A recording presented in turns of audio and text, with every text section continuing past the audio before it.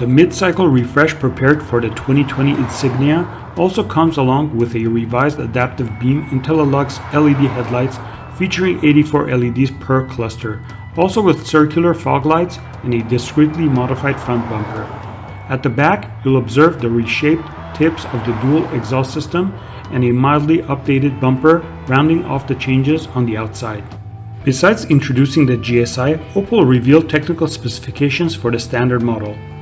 Under the hood, there's an assortment of new 3- and 4-cylinder engines, which all belong to the same family. This is a significant change as the previous Insignia had engines from 3 different families. The 3-cylinder units are borrowed from the Astra and are up to 110 pounds lighter than the predecessors. The turbocharged 1.4-liter petrol produces 143 horsepower and 174 foot-pounds of torque, while the 1.5-liter diesel develops 120 horsepower and 221 foot-pounds of torque.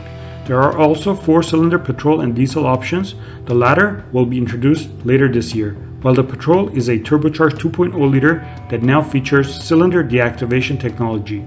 In the standard model, the 2.0-liter petrol produces 197 horsepower and 258 foot-pounds of torque.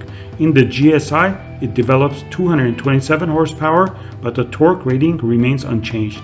The 2.0-liter engines are connected to a standard 9-speed automatic transmission. The 3 cylinders come with a 6-speed manual, but an 8-speed automatic will be available as an option.